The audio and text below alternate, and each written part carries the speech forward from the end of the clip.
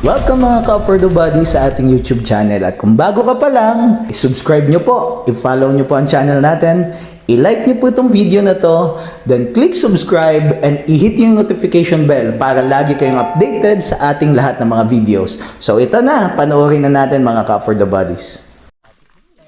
Yes, hello, good morning mga ka-For the Bodies. What a beautiful and lovely day. Kumusta po kayo? Ayan, medyo maganda po ang panahon natin ngayon, ano? At nandito po tayo sa bayan ng Labo. Ano po, boundary lang po ito ng Labo. Ano, malapit pa po ito sa Santa Elena. And meron po tayong property na pupuntahan. So mga ka-For the Bodies, ito po ay Municipal Service Road. Ito pong area na to. So yung property po natin is inner lot. May 50 meters po papasok. So papasok po tayo doon para makita po yung property. So tara. Ang daming traffic mo, grabe bili. Dito gagawa ng karkada dito.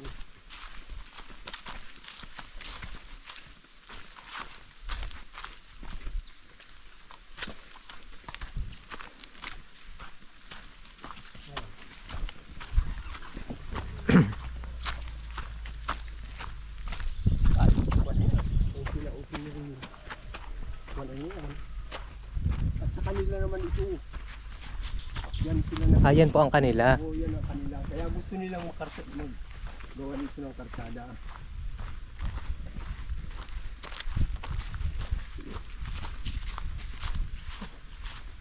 Ito. Diretso yan doon. Saan po ang boundary? Ito. Ito na mismo. Yun, pag ganyan. Ayan nga po ang mga kikita po natin dito sa property ay meron po siyang source of water. So, mainit po ang panahon ngayon pero still, ano po yung tubig po natin ay free flowing po dyan sa area natin. Ayan. Ito naman po yung property proper based po sa assessment ko po. As I've seen, nakikita po namin na ito pong property ay medyo may konting sukal lang po siya. Hindi po natatabasan kasi nga nung tinanong po natin yung may-ari regarding dito sa property, ang ginagawa po nung tagapangalaga po nila ay binababaan lang po ng niyog palagi. So tuwing baba, nagre-remit po dun sa may-ari ng bayad. Pag nabebenta po yung mga niyog na ibinababa po dito sa property na ito. Ang nagustuhan ko lang po dito talagang ang daming puno ng niyog. So productive po siya. Tapos titulado pa yung property. So isipin nyo ho, when you bought a property, malaking bagay po kasi pag may title. Yung title po nito ay nakapangalan pa po dun sa lolo. Ngayon, yung tagapagmana po ay 3 magkakapatid na babae. Ang signatory po nitong property. Wherein sa kanila po ipinamana po ito. So, ang magkakaroon po ito ng extrajudicial settlement. Then, at the same time po, extrajudicial settlement with sale na po. Papunta po sa inyo. Yung una po itong inalok sa akin ay may karating pa po ito na almost another 2 hectare po. Pero po ay yung 2 hectare po na yun ay tax declaration. So, ito lang po yung sinabi ko na mas maganda at madaling maibenta. Kasi nga ho ay ito po ay titulado. Ngayon, ang kagandahan nito, hindi po kayo mahihirapan. Sa ngayon po kasi, mahirap na po makakuha na murang property na titulado. Habang tumatagal po yung panahon, habang lumilipas, pamahal yung mga property po natin. Before, naalala ko ho noon, nakaka-encounter pa po ako ng mga 30 pesos per square meter. Ngayon, may mga nag-aalok man po, pero tapatin ko ho kayo, talagang napakalalayo na ho. Unlike this one, ito makita nyo po yung kalsada, konkreto. Tapos around 50 meters lang po ito mula po dun sa kalsada. Napakalapit. Kaya kung halimbawa naman po mabibili nyo po sa ganitong halaga, talaga naman po panalo kayo mga ka-For the Bodies po natin. Konting palinis lang po. Ngayon kasi pag nagpapatabas po, yung last po na bayad ko po ay per pinapakyaw ko po yung 1 hektarya, nasa almost 18,000. Yung binayad ko. So dito naman tayo sa bird's eye view po natin. Ayan po yung sasakyan natin dyan. Dyan tayo nakapark. Yang makita nyo pong malitis na area, yan po yung lupa po ng kapitbahay po natin. Kapit lupa po natin.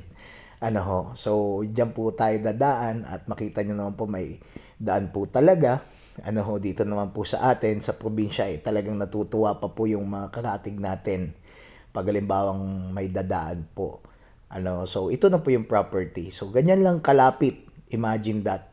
Makikita nyo po mayroon po talagang sapa po dyan. Na mismo nasa loob po ng property natin. Kaya kumbaga sa source of water, madali. Kuryente, tabing kalsada po. Madali po ang kuryente. Hindi po kayo mahihirapan. Tapos isa pa po sa maganda ko dito na gustuhan, patag yung area. Ayan, ikutan po natin ng drone para makita po natin ulit. Ayan, mula dun sa property, papunta po dito sa kalsada. Yan po ay Municipal Service Road.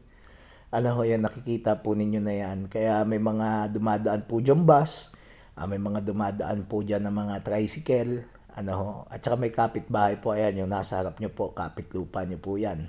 Kapitbahay po natin yan. So, ayan, yung property natin. Ganda. Napakaganda.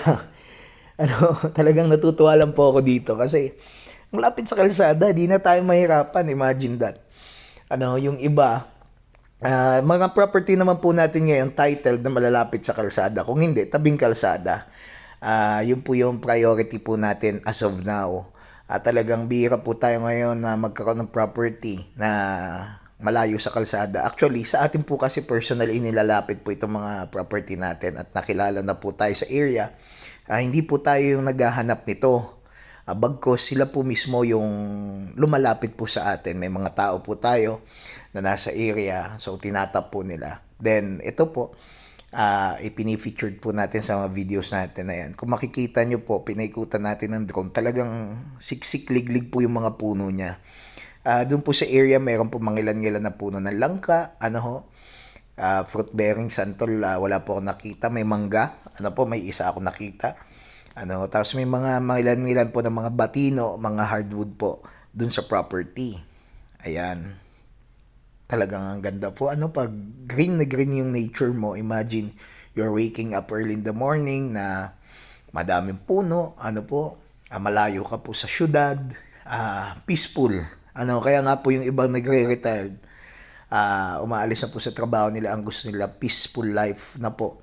Galing sila sa city. Mas gusto nila manirahan po sa mga ganitong area. Yung iba naman po, gusto nila bahay bakasyonan. So, pwede po ito. Yung mga nakasama po natin, they are willing na kung gusto po ninyo, ay sila din po yung maging caretaker ninyo. Pwede po. Masisipag naman po yung mga taong yun. Or kung meron po kayong sariling pwedeng maging caretaker, yan po.